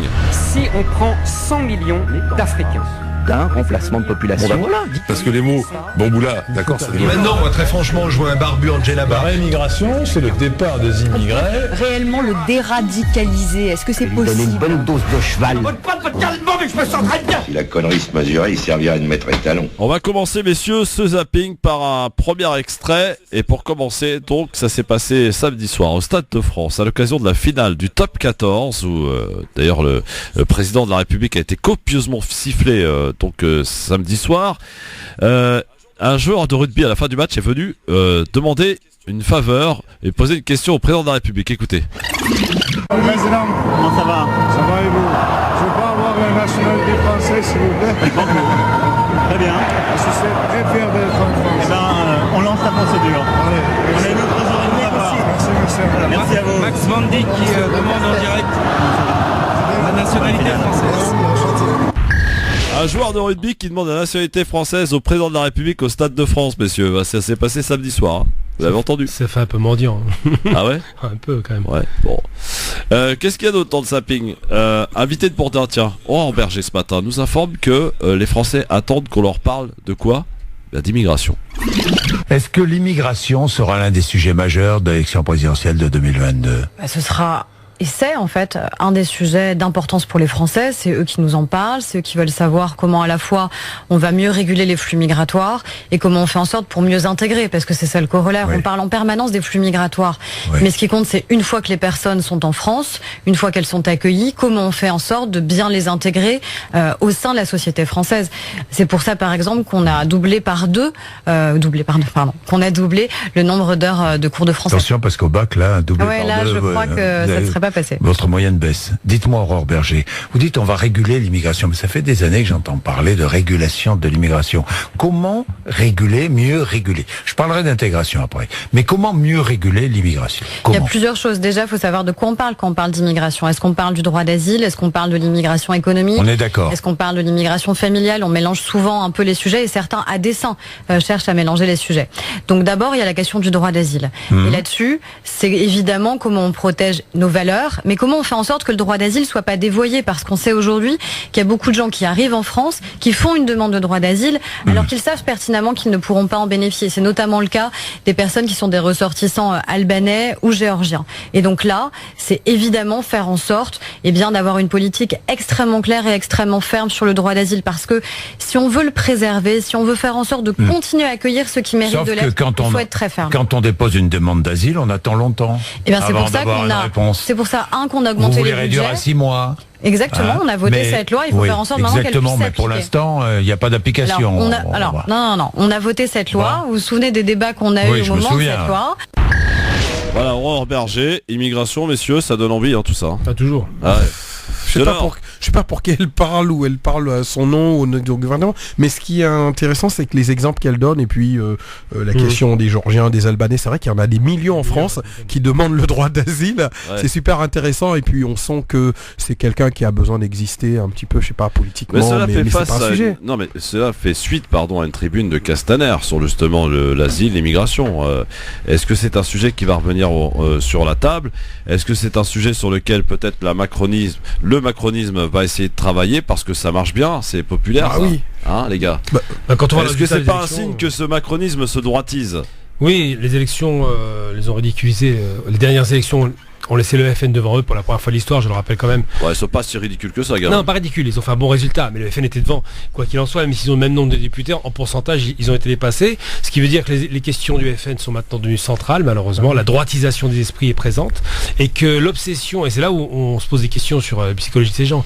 L'obsession, c'est quoi? C'est pas de solution économique, donc on tape sur la tête de l'immigré, et ça revient tout le temps, c'est une obsession. Alors que le croisement aujourd'hui des baby-boomers qui vont bientôt tous être à la retraite, va devoir... ça va faire un appel d'air énorme pour avoir des travailleurs nouveaux, comme l'Allemagne l'a déjà anticipé, puisque les Allemands ont intégré, puisque par l'intégration, ont inséré socialement 1 million d'immigrés, donc c'est massif, c'est pas les 20 000 qui arrivent par-ci par-là. Et eux, ils ont ces questions-là, pourquoi? Parce qu'ils voient les sondages. Les Français sont inquiets pour l'immigration, sont inquiets pour l'écologie, sont inquiets pour le chômage, donc quand on voit que ces trois référents reviennent toujours comme des marronniers, on se dit, on va commencer à parler de ces questions qui fâchent, c'est tout. Bon. Alors en tout cas, il y en a à qui ça fait plaisir, quand on évoque immigration, quand on le remet sur la table, un certain, Robert Ménard, le maire d'une ville en France, là. Un immigré, lui aussi. Tout ce qui limitera l'immigration de masse est le bienvenu. Est-ce que ça suffit à limiter l'immigration de masse? Je n'en suis pas sûr. Mais tout ce qui la limite est bien entendu, j'y suis évidemment favorable. Là encore, je vais pas être extrémiste ou tenir des propos. C'est une bonne idée si des gens le faisaient. Bon, voilà, ils sont satisfaits. Mais qu'est-ce qu'il entend par immigration de masse, comme l'a rappelé Gamal tout à l'heure? Et c'est vrai que l'Allemagne, on se disait Angela Merkel, et elle accueille les migrants, mais elle est intelligente, parce que son économie en a besoin. C'était pas non plus par charité de cœur. Mais aujourd'hui, on voit déjà la terminologie immigration de masse. On peut pas accueillir tout. Ça va venir petit à petit. Et j'espère qu'on n'aura pas une campagne pour les prochaines présidentielles basée sur ça. Mais là, on sent que les sujets fondamentaux sont là, alors qu'on a eu quand même plusieurs semaines de mobilisation des Gilets jaunes. La préoccupation principale des Françaises et des Français, ce n'est pas l'immigration, malheureusement, chers messieurs et mesdames. Tiens, pour finir, un autre sujet, pour Preuve que le dérèglement climatique est bel et bien au rendez-vous. Écoutez bien ce chiffre, il fait vraiment froid dans le dos, écoutez. Un chiffre à faire froid dans le dos, 2 milliards de tonnes de glace ont fondu en une seule journée, jeudi au Groenland. En témoigne cette photo prise par un scientifique qui donne l'impression que les chiens marchent sur l'eau. C'est en réalité une épaisse couche de glace qui est en train de se transformer. Un phénomène inquiétant lié à un printemps précoce et particulièrement chaud puisque des températures dépassant les 20 degrés ont été relevées par endroits. Ça, c'est les vrais problèmes, les gars, ça. C'est clair. Ça, c'est les vrais problèmes qui nous concernent tous. Absolument. Tous habitants de la Terre. Et en plus, il y a un lien avec l'immigration parce qu'on ne parle pas des futurs migrants climatiques. Absolument. C'est des millions de personnes qui arriveront partout dans l'Europe ou ailleurs parce qu'ils ne pourront plus habiter leur région à cause du dérèglement climatique. Et là, je vais voir ce qu'ils vont nous sortir, les Ménards et les compagnies. Ils vont dire retourner dans l'eau, ils vont laisser les gens vivre dans l'eau, ou, je sais pas, mais bon, bref. En tout cas, c'est un vrai sujet. Exactement. Il faut jamais oublier que Ménard est un immigré aussi. Hein. Oui. Et par 2 fois en plus. D'ailleurs, on l'est tous. Non, mais lui, vraiment, c'est immigré de fraîche date, de 62. Avant encore en Algérie, c'est un immigré. Enfin bon, prendre des leçons d'un c'est bizarre que un immigré de souche. Non mais Gamal, c'est vraiment très particulier de voir que un monsieur change de la sorte, parce que moi je l'avais rencontré lorsqu'il était président de Reporters sans frontières. Je peux t'assurer qu'il n'était pas du tout comme ça. Vrai. Oui, c'est pas le même personnage, mais ça a complètement changé. Il y a un verre d'eau, le verre d'eau. Il a pris un verre d'eau de la part d'un certain agitateur politique très connu, Klarsfeld, et depuis ce jour-là, à mon avis, ça a complètement fait sauter les fusibles parce qu'il est passé d'une position quand même de RSF, c'était pas rien, c'est intéressant, apprécié même, à des postures à des postures racistes littéralement, mais je crois que la raison pour laquelle il a mal vécu sa haine clairement des immigrés, d'abord parce que il y a un sous-jacent familial qui est lourd, hein, ça a rapatrié l'Algérie française pour le coup, et surtout parce qu'il s'est fait virer du Qatar. C'est un poste qu'il occupait, il était grassement payé, ils l'ont viré du jour au lendemain. À mon avis, c'est pas passé. Algérie, justement, on en parle, la transition est toute trouvée, mon ami Gamal. Près d'une centaine d'organisations de la société civile algérienne ont appelé samedi à une transition de 6 mois à 1 an maximum, pilotée par une ou des personnalités consensuelles pour organiser l'élection d'un successeur au président Bouteflika. Tiens, je me suis dit, on va la mettre sur la table ce sujet, cette proposition, parce qu'elle est intéressante. Beaucoup, évidemment, parlaient d'élections. Bon, on a vu qu'il n'y a plus d'élections en jeu pour l'instant. On voit que la justice, en ce moment, en opération main propre en Algérie, menée et pilotée par un certain Gued Salah, n'en déplaise à certains. Soit dit en passant, cher Gamal, est-ce que c'est une solution, une espèce de mettre entre les mains deux personnalités ou d'une personnalité qui ferait consensus, j'ai envie de dire, pour organiser justement le successeur à Bouteflika, pour qu'on ait vraiment réellement un président élu démocratiquement et que chacun ait le temps d'exposer son programme. Est-ce qu'il faut en arriver par là? Est-ce qu'il faut passer par là? Alors oui, la personnalité qui ferait consensus, déjà, c'est déjà une grande chose. Ça voudrait dire qu'effectivement, elle est déjà acceptée par la société civile, parce qu'aujourd'hui, la société civile algérienne n'existe pas en termes politiques. Elle est en train de se constituer. Alors moi, j'allais dire que depuis quelques mois maintenant, 3-4 mois, on assiste à une conscientisation massive et accélérée de la vie politique en Algérie de la part du peuple.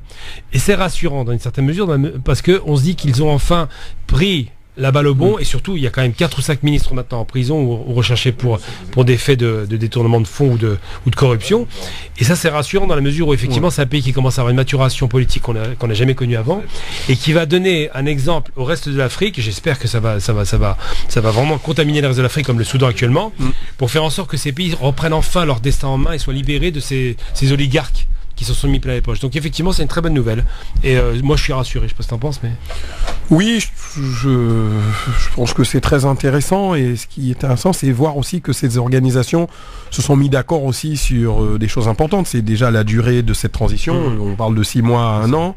Il y a aussi le pilotage de cette transition. Attention, par qui? Justement, par qui ça va être géré, tout commission ça. Indépendante dirigée par cette organisation. Mais vraiment, il faut cette commission indépendante. Pourquoi? Parce que sinon, on dira toujours que c'est l'ancien système. Et bon, je pense que c'est une bonne chose. Il y a aussi le but de la transition, c'est aller vers. Alors, le terme qui a été retenu, c'est cette nouvelle république. Donc, c'est le nouveau monde algérien qui va se mettre en marche, sans doute. Bon, après, voilà, il y a l'adoption aussi d'une feuille de route. Donc, pour moi, on peut penser que ça peut être une sortie par rapport à cette impasse quand même, où depuis des mois, on attend quand même l'organisation des élections qui n'auront pas lieu.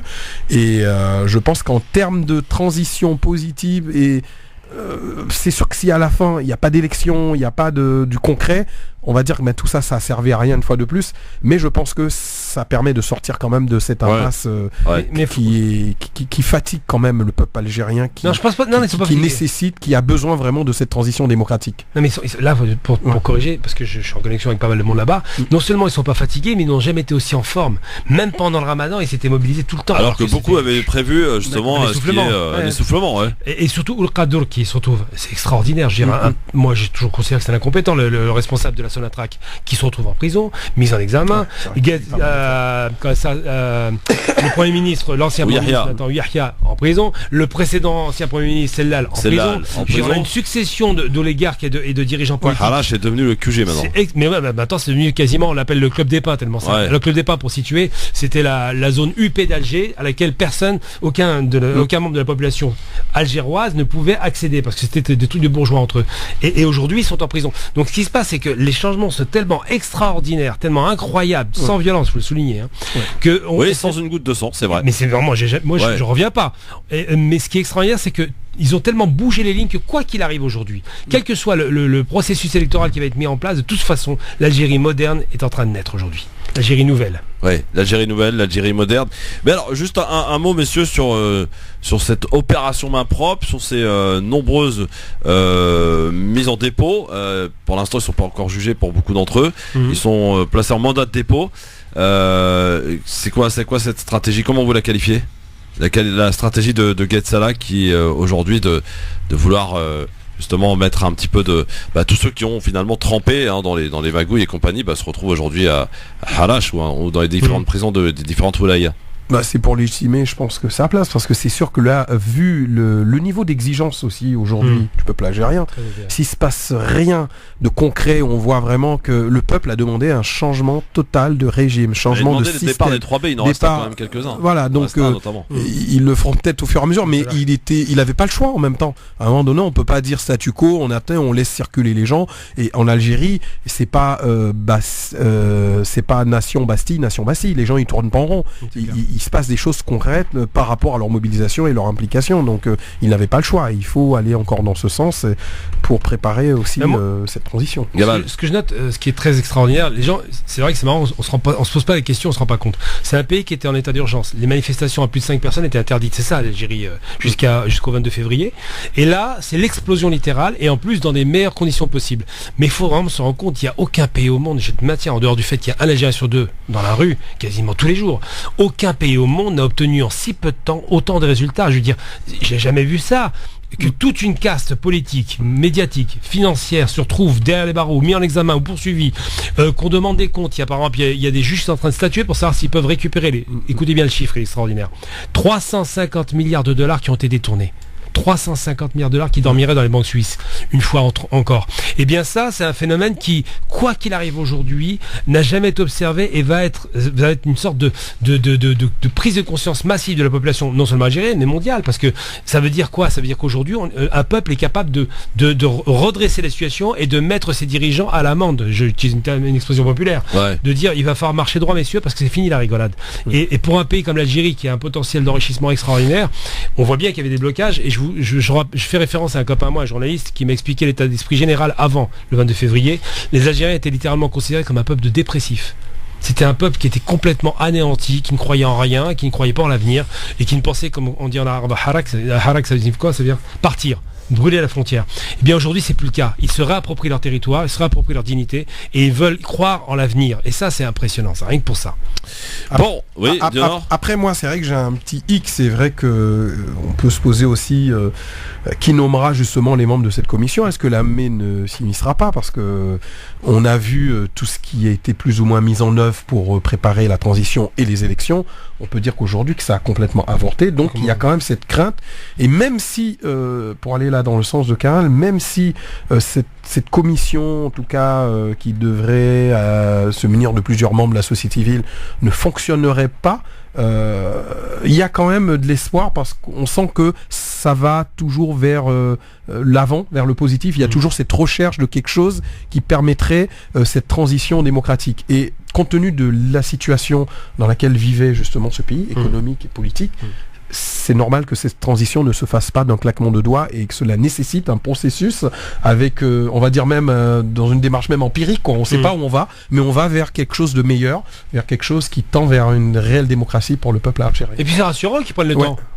Parce qu'il faut un temps de processus de changement. Mais c'est bien de savoir où on va quand même si on peut prendre le temps. Oui, savoir où on va, bien sûr. Il faut savoir où on va à la fin rassure, parce que ça rassure, mais c'est un petit peu soit on voit le verre avec l'aspect à moitié plein ou à moitié vide. Moi, je préfère le voir à moitié plein parce que c'est mieux que ce qu'il y avait avant, parce que les gens ont défait quand même quelque chose. Il faut pas oublier que c'est parce que les Algériens se sont mobilisés, se sont manifestés que Bouteflika a décidé de ne pas riguer un énième mandat. C'est ça la vérité. C'est la mobilisation du peuple et comme on l'a dit, de manière pacifique, 0 goutte de sang et c'est très bien. Et on continue. Quelles conséquences sur la région ? Déjà, il y a plusieurs pays qui sont très inquiets. Bon, la Tunisie pour des raisons historiques, puisque c'était le premier pays qui a manifesté sa volonté d'être démocratique. Non, pardon, c'est l'Algérie. Non, je parle je parle pas de 88. Oui, je parle pas de 88. Je parle de 2011. Depuis 2011, 88 évidemment, ils ont précédé tout le monde, évidemment. Mais depuis 2011, c'était la Tunisie. Ensuite, après l'ouverture de ce champ démocratique, il y a eu des problématiques qui sont posées, la question de l'islam politique, la question de la dérive économique, des difficultés réelles que la Tunisie a rencontrées et qu'elle cachait. Ensuite, il y a le Maroc, parce qu'effectivement, il faut jamais perdre de vue que le Hirak algérien n'est que finalement une sorte d'enfant du Hirak marocain, et le Maroc a toujours été une sorte de modèle algérien. Je parle de la région du Rif, parce que la révolution algérienne s'est basée sur la révolution rifaine d'Abdelkrim Khattabi. Et aujourd'hui, les Marocains du Rif voient ce qui se passe en Algérie. Ils ont fait la même chose, mais eux n'ont pas eu le même succès parce qu'ils ont été réprimés pour des raisons faussement ethniques. Et aujourd'hui, les questions se poseront au Maroc si jamais l'Algérie remporte la mise. Si le peuple algérien prend le pouvoir comme il le demande, il va forcément y avoir une contagion sur la question marocaine, qui est, je le rappelle tout de même, un pays extrêmement pauvre, quoi qu'on en dise. C'est un pays qui a quand même un seuil de pauvreté très élevé, avec 50% d'analphabètes, donc un pays qui a aussi des revendications sociales et de dignité qui vont s'exercer. Et si il y a une contagion entre le Rif et le reste du Maroc, il y a fort à parier que le roi fera beaucoup d'efforts pour se faire aimer à nouveau par son peuple. Bon, ça nous donne encore de beaux débats en perspective dans cette émission. Dans un instant, un petit quiz pour vous départager. J'ai un petit trophée à vous remettre. C'est Dieu excellent, Gamal Abina. J'ai des petites questions sur ce qui s'est passé. On est un 17 juin, messieurs. Vous révisez, à tout de suite. France Maghreb 2. J'aime beaucoup et particulièrement ce moment de l'émission sur France Maghreb 2, après avoir évoqué beaucoup de sujets ô combien très sérieux, vous le reconnaissez comme moi, dans cette émission. Terminé, j'ai envie de dire, pour se détendre un petit peu, mettre en compétition nos chroniqueurs, que sont Gamal Abina et Dionor Excellent. Aujourd'hui, je crois que Dionor, c'est ton premier quiz, Non, c'est mon troisième quiz et on sent la chaleur qui monte. Ouais, c'est ça, exactement. Le Gamal, attention, il est fort. Il est très fort, Gamal. Ça dépend des jours. Je tape vite sur le champignon. Bon, allez, c'est parti, messieurs. On y va. Gamal Abina à ma gauche, poids plume. À ma droite, Dionor Excellent, poids moyen.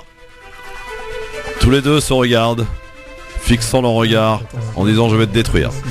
Première question, messieurs. Attention, tout ce que je pose comme question s'est passé évidemment un 17 juin. C'est en 17 juin, justement, que la Statue de la Liberté arrive par bateau à New York. En quelle année, messieurs ? 1897, je me trompe pas ? Non. Je me suis trompé. C'est à la fin du... non, c'est du siècle, j'ai bêtise. Non, mais c'est pas loin, mais c'est pas ça. 85, monsieur Delors, excellent. Dit 1885. Bonne réponse. Il est là, il est tranquille, regarde. C'est ça la méthode Dionor. C'est je suis tranquille, je suis paisible, j'attends mon adversaire, j'attends qu'il se plante et bam, le stud il est là. 1885, effectivement. Tu m'as un peu aidé. 17 juin. Un peu donc la Statue de la Liberté est arrivée à New York. J'ai eu l'occasion de la voir, la visiter. Fabuleux. Deuxième question. Attention. 17 juin, là aussi, création d'une radio du service public en 1997. De quelle radio s'agit-il ? 97 ? Ouais. Création d'une radio du service public français. RFI ? Non, c'est pas RFI. France Culture ? Pas France Culture. Alors, c'est pas France Inter, c'est sûr. Non, je vous donne un indice. Une radio qui s'adresse particulièrement à un public jeune. Move. Le Move. Bonne réponse. Le Move créé donc en 97. Et le Move qui marche plutôt bien d'ailleurs en ce moment. 1 point partout. Attention, égalité. Je cherche à présent une chanteuse, auteur, compositeur et interprète québécoise mais aussi française. Céline Dion. Non. Née le 17 juin 1952. De qui s'agit-il ? Auteur, compositeur, interprète. Oui. québécoise et française. Franco-québécoise. C'est Fabienne Thibault. Fabienne Thibault, bonne réponse mon Gamal. Super. 2-1. J'aurais pas trouvé. Je cherche à présent une chanteuse toujours, mais aussi actrice portugaise. Francophone, née le 17 juin 62. C'est mort. 62 Oui. De Souza, mais ça m'étonnerait. C'est pas de Souza. Non. Elle est un peu plus vieille de Souza. C'est quoi, c'est actrice? Actrice, chanteuse aussi, portugaise, francophone. Elle a eu beaucoup de succès à l'époque. Actrice, chanteuse. Ouais. Actrice, chanteuse. Ouais. C'est pas celle qui a fait. Attends.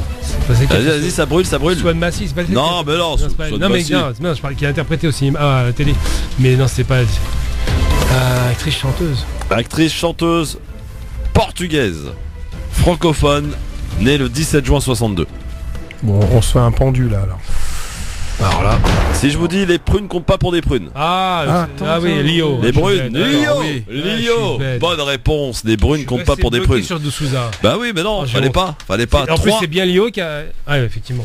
3-1 pour Gamal Abina. Quatrième question.